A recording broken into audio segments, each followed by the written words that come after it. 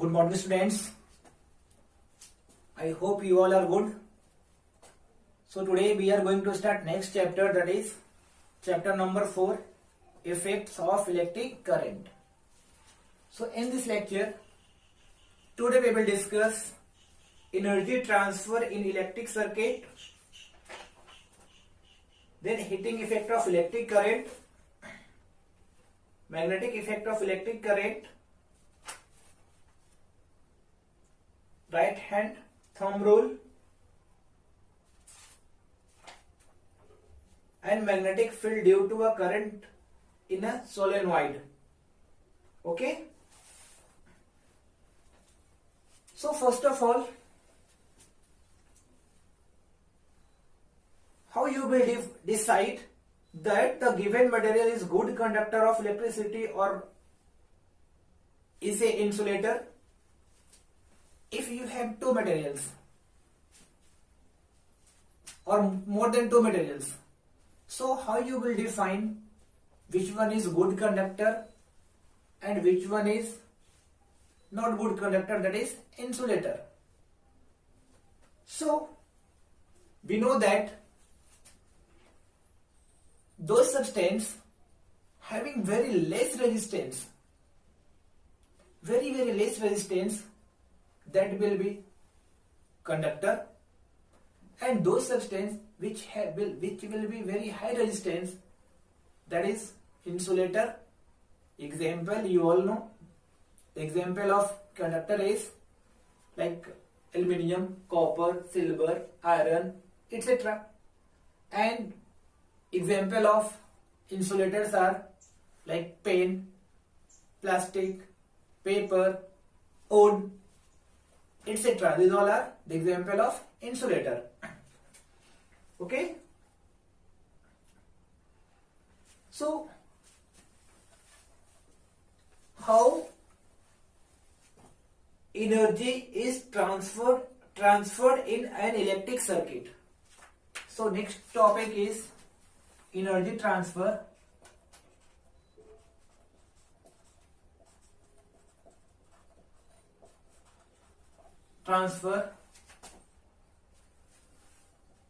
In an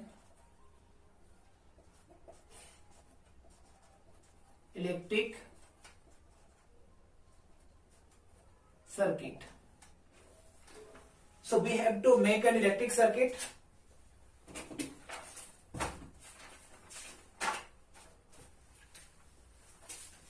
Say this is cell.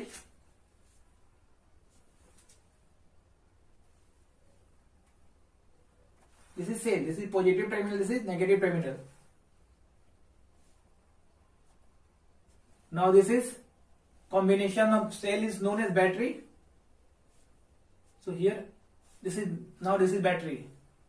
This is positive terminal and the smaller one is the negative terminal. From this, say switch is here. Now switch is off. If we put a dot here, now switch is on.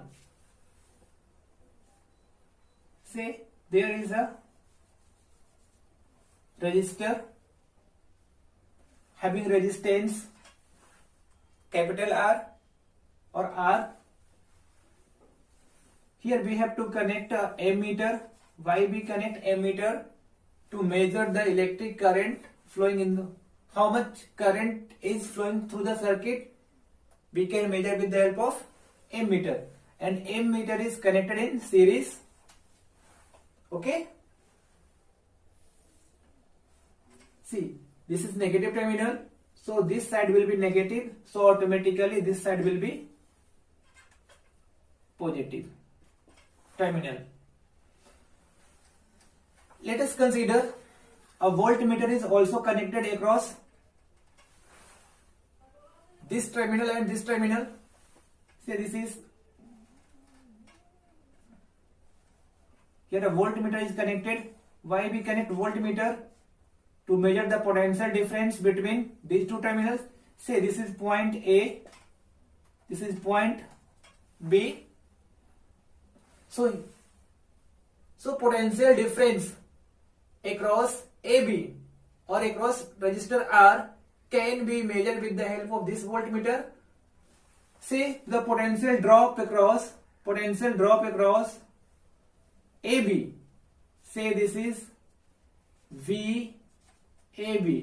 What is VAB? VAB is the potential difference across terminal A and B, or potential difference between across the resistor, that will be measured with this voltmeter. Okay, again this will be, see, this is positive terminal, so here will be positive and here will be the negative. Okay, since there is a battery and switch is on, so current will flow through this circuit. So let us consider Q charge transferred from point A to B in time t. Let us consider Q charge is transferred from point A to B in time t. Then what will be the work done on this charge Q due to this cell? What will be the work done on charge Q to transfer from point A to B? That is given by the formula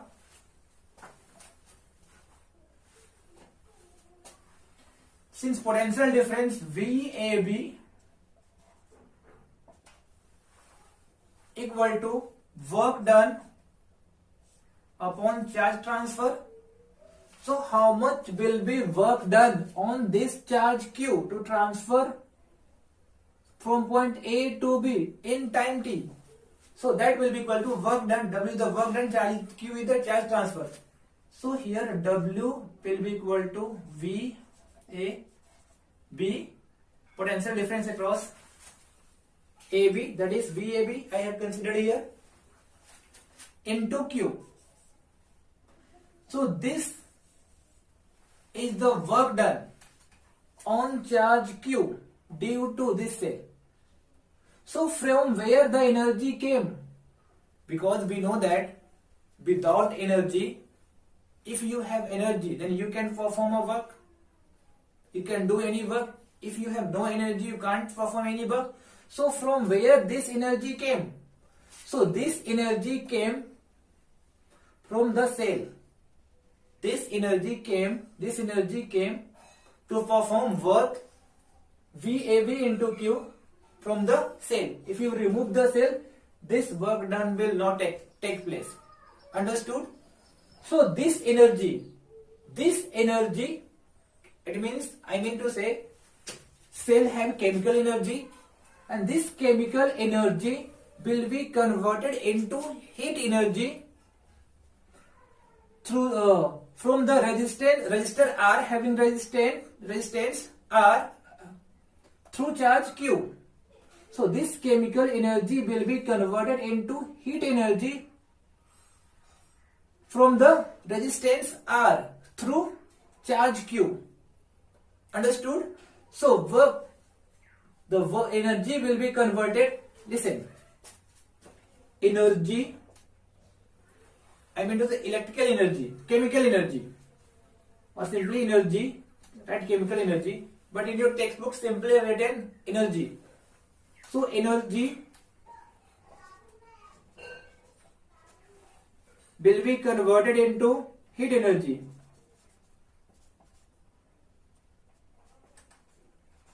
Heat energy from the resistance, and this heat energy, this energy will be equal to work done on charge Q. So remember, in this case, work done will be equal to energy.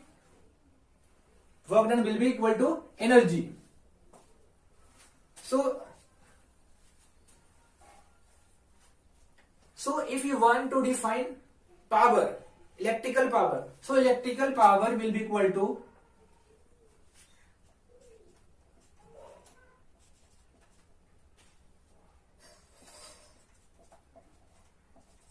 electrical power equal to, we know that electrical power is equal to energy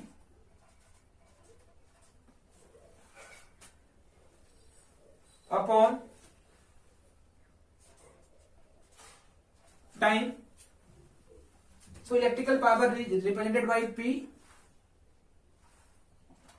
Energy, in the place of energy we can write, because energy which is given by this cell to the resistance R will be, all the energy will be converted into heat energy, and there will be work done will take place due to this energy.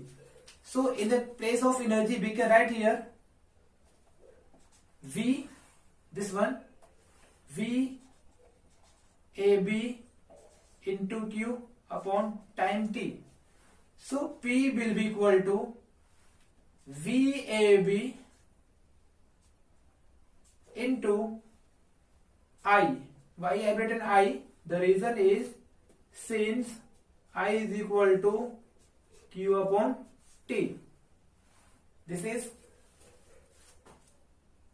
equation number 1.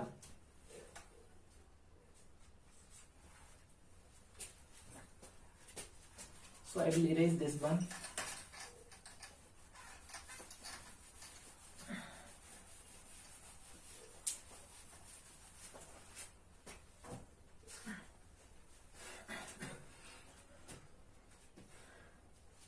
So therefore, again, this is the equation number 1. So this is equation number 2.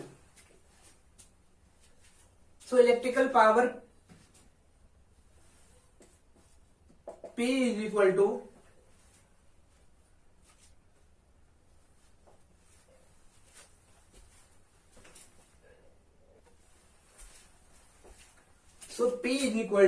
electrical P is equal to energy E. So we can write energy upon time.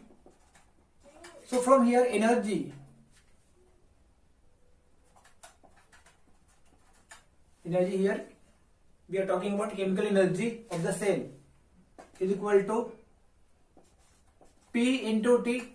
Time it means T. So energy E is equal to, or we can simply, all the energy, chemical energy will be converted into heat energy from the resistance R. So in the place of energy we can write heat energy is equal to P into T. So A is equal to, what is P is equal to? VAB into I. So in the place of P we can write here VAB into I into, this is T. So H is equal to V I T. Simply I am writing V. V is the potential difference. And we know that V is equal to IR from Ohm's law. So if you put V is equal to IR into this I into T, so this will be equal to, H is equal to I into I square RT. So H is equal to I square RT. H is the heat produced by the resistance R. If current I is flowing through the resistor, R is the resistance of the resistor, T is the time. T is the time for which current is flowing. So this H is equal to I square RT is called Joule's law of heating. Joule's law of heating. Joule's law of heating. Okay. So now unit of electrical power. This is important, students. This is important. This one is important. And main formula P is equal to this one.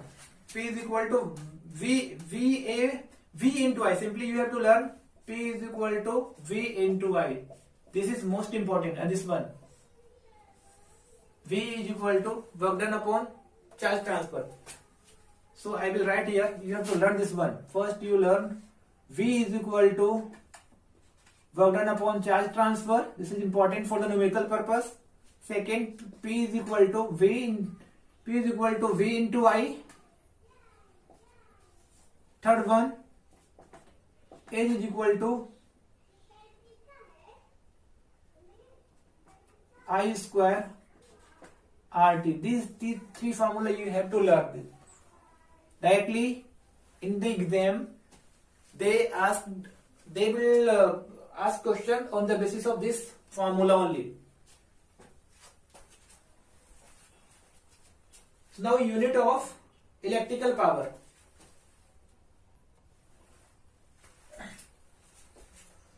So electrical power, that is P is equal to, we know that since P is equal to V into I. P is equal to V into I. Okay. So V is equal to, we know that V is equal to W upon Q. And what is I is equal to Q upon T. Q cancel. That is P is equal to W upon T. So P will be equal to work done. W is the work done. And the A unit of work done is joule. And the A unit of time is second. So therefore, P is equal to joule per second, and joule per second is known as watt. Okay, and represented by W. So the unit A unit of power is watt, or simply you can write, since one more method is there to get this result. Since P is equal to V into I. Okay, P is equal to, in the place of volt, we can write it equal to, see, V is equal to W upon Q, I is equal to again Q upon T. So work done, joule, the SI unit of work done is joule. Charge is the SI unit of charge is coulomb, into Q is again charge, T is the time, that is second, C cancel, that is joule per second. This joule per second is known as watt, represented by W.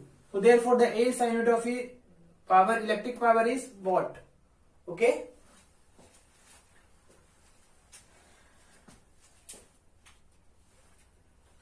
Now next topic is heating effect of electric current.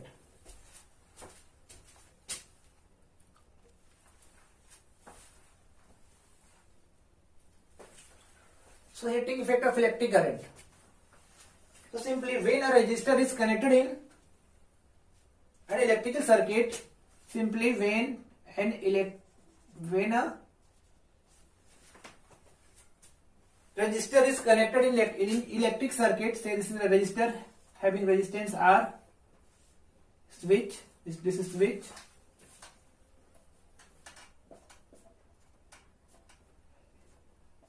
this is cell, now this is battery. You can say here is a ammeter is connected here, this is plus, this is minus, this is plus, this is minus. If you want to connect here a voltmeter, you connect a voltmeter here, positive and negative. So when a resistor is connected in an electrical circuit, heat is produced in it. When a resistor is connected in electrical circuit, heat is produced in it due to electric current. This is known as heating effect of electric current. Simply, when a resistor is connected in an electric circuit, when current will flow through this resistor, heat will produce. So why heat is producing in the resistor? The reason is since electric current is flowing through the resistor. That's why heat will be produced in the resistor. If no current will flow in the circuit, there will be no heat produced in the resistor. So the main reason to produce heat is electric current flowing through that resistor. Okay. So when a resistor is connected in an electrical circuit, heat is produced in it due to current. This is known as heating effect of electric current. So I think do you know like 10-year back or 15-year back, there was a bulb in which you may have seen filament. That filament is made up of tungsten. If electric current flow like this one, see this bulb. This is the filament that is made up of tungsten. If current flows through this filament, then due to the electric current, the temperature of this tungsten reaches nearly about 3400 degrees Celsius.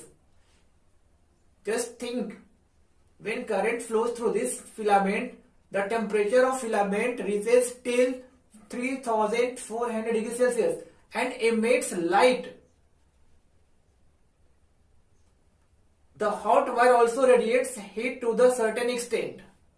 Just think, due to the heating effect of electric current, there is light around the bulb. Because due to the current, the temperature of the filament reaches up to 3004 degrees Celsius.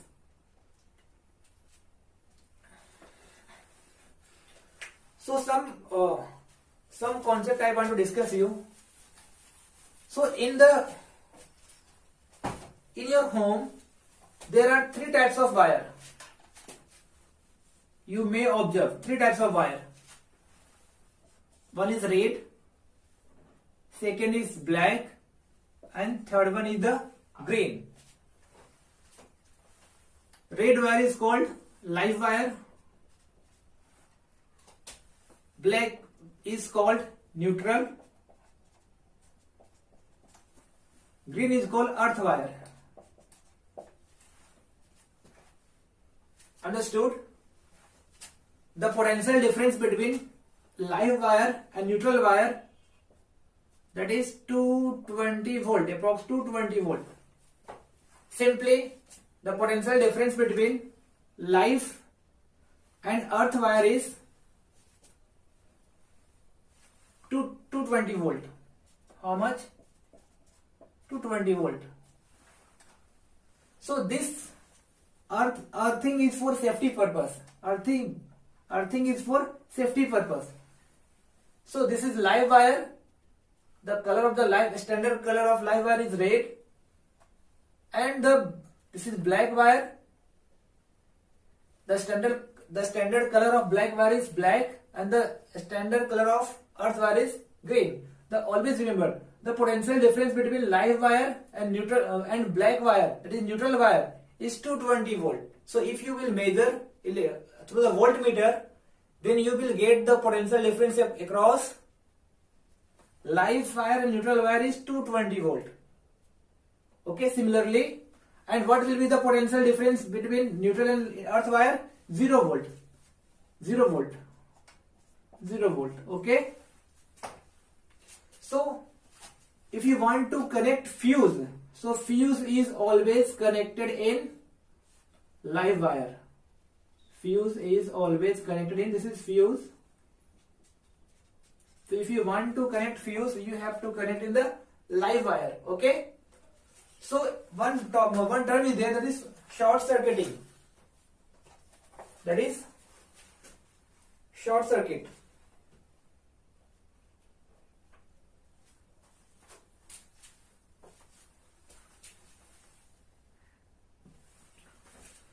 So what is short circuit?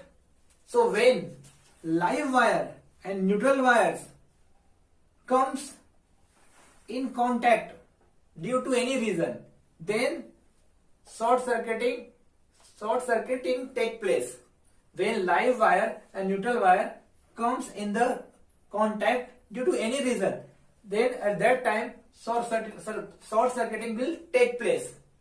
Okay, during short circuiting the current in the wire will increase suddenly. Okay, and what is overloading? What is overloading?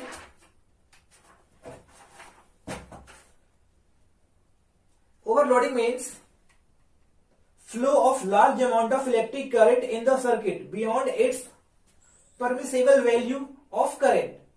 If many electrical appliances of high power rating such as geyser, heater, motor, etc.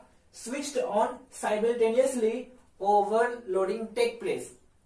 So if you want to avoid overloading, what you should do? You should not switch on many home appliances simultaneously of high power rating. Otherwise, overloading will take place.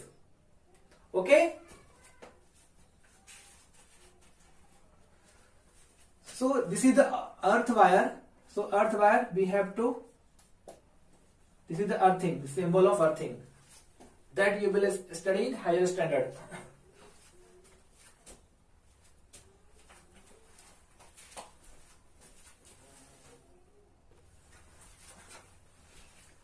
Magnetic effect of electric current. So if current flow through any wire, this is cell, now this is battery,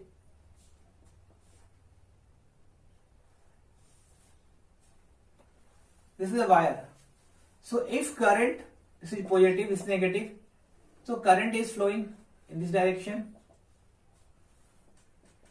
So if current flows through any conducting wire, then around this wire,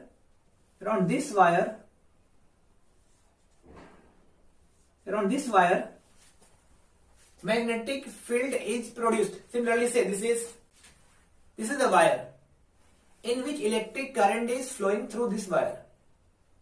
So due to this electric current around this wire, magnetic field will be produced due to the flow of electric current. If electric current will not flow around this wire, there is no any magnetic effect. So if you want to show or if you want to prove really magnetic field is producing around this wire or not, so what you have to do? You have to bring a compass. If you bring the compass needle around this connecting wire, there will be deflection in the needle. So that indicates that a current carrying conductor produced magnetic field around the wire, and the intensity of the magnetic field will be higher if the magnitude of the current will be more. I mean to say, suppose there is 1 ampere current is flowing through the wire. So till magnetic field, say till here is the magnetic field. After this, there is no magnetic field. If you increase the amount of current in the wire, say this time 5 ampere is current is flowing. So this time magnetic field will be stronger than previous one. Understood? If 20 ampere is current is flowing through the wire, then in that case magnetic field will be till here. If 100 ampere is current is flowing through the wire, so magnetic field will be till here. So if you want to increase the magnetic field around the wire, then what you have to do? You have to increase the amount of current through the wire. And if you will decrease the amount of electric current, the magnetic field will also decrease. Understood? So here, and the magnetic field is in circular form. Okay? Understood? And if you want to find direction of magnetic field, So you have to use right hand thumb rule. Suppose current is flowing in this direction. So if you want to find current direction of magnetic field here, so what you have to hold a current carrying conductor like this, okay? And this is the current carrying conducting wire. This is the wire in which current is flowing in this direction, and thumb will represent the direction of electric current, and this one curved finger is representing the direction of magnetic field. So if you want to find direction of magnetic field, so what you have to do, you have to hold the wire like this, and if this one curved finger gives the direction of magnetic field and thumbs gives the direction of electric current. So if you want to find direction of magnetic field, you have to use right hand thumb rule. Then we can say that right hand thumb rule gives the direction of magnetic field. So if you want to find direction of magnetic field around the wire, what you have to use? You have to use right hand thumb rule. So next we are going to study what is right hand thumb rule.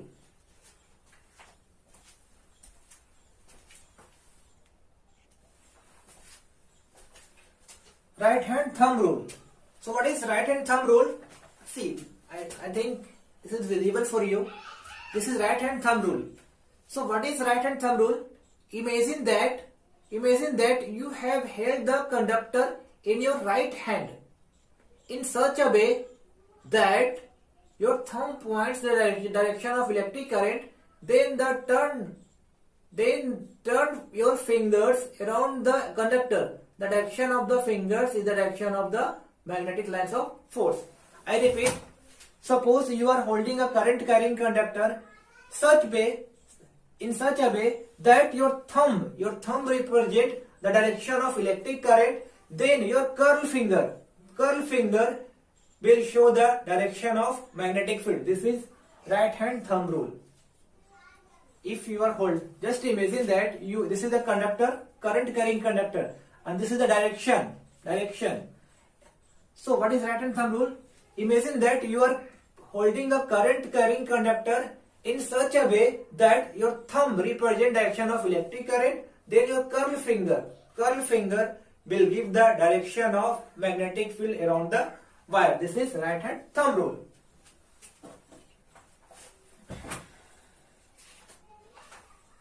Now magnetic field due to current in a solenoid. So what is solenoid?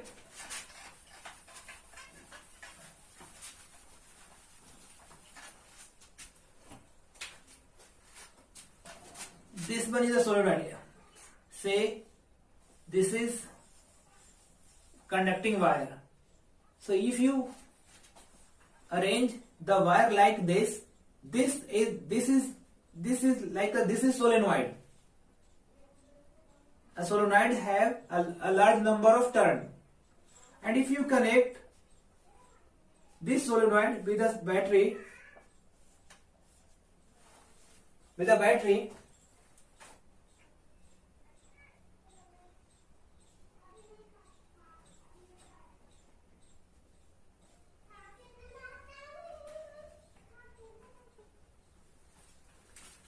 this is positive terminal, this is negative terminal. So in this case, current will flow. So this is the solenoid. So in this solenoid, if you connect a battery, so this solenoid will behave like a magnet. One side behaves like north pole, and other side will behave like south pole. And we know that in a magnet there is magnetic lines of force. So there is magnetic lines of force, and we know that from north pole magnetic lines of force comes out and they will terminate on south pole. Similarly,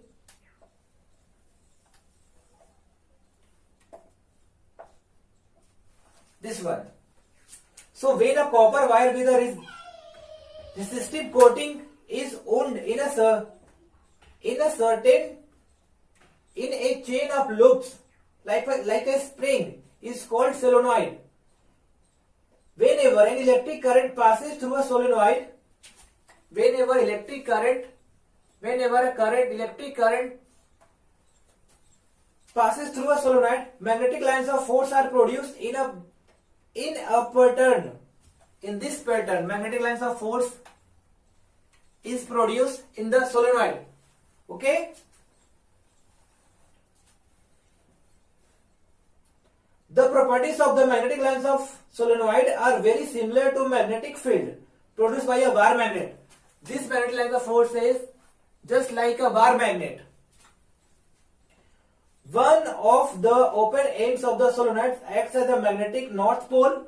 One of the solenoid, there are two poles, north pole and south pole. One of the solenoid acts as a magnetic north pole and the other as the magnetic south pole. The magnetic lines of force inside solenoid are parallel to each other. Inside the solenoid, magnetic lines of force are parallel to each other. Sorry. This is the properties of solenoid. Inside the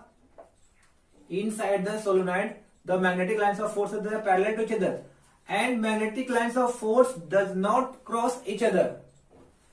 We can't do like this. Here magnetic lines of force are cutted. So this is not possible in the solenoid or even a bar magnet, because two magnetic lines of force cannot be cutted. The reason is, if two magnetic lines will be cut, there will be two directions on a single point. That is not possible. So this means that the intensity of magnetic field within the solenoid is uniform everywhere. The magnetic field inside the solenoid is uniform everywhere, on every point. That is, magnetic field in a solenoid is uniform. Okay? So this was about magnetic field due to a current in a solenoid. So if I ask, if you disconnect the wire from here or from anywhere, in that case what will happen? They will not behave like a magnet. All the magnetic line will be finished from here. There is no any magnetic field. Okay? If magnetic field is only due to electric current, if electric current is not in the circuit, there is no any magnetic field. Okay? So in the next lecture, we will discuss about force acting on force acting on current carrying conductor in a magnetic field. And we will also discuss Fleming left hand rule, electric motor and electromagnetic induction. Then galvanometer is removed from our syllabus. Then Fleming right hand rule.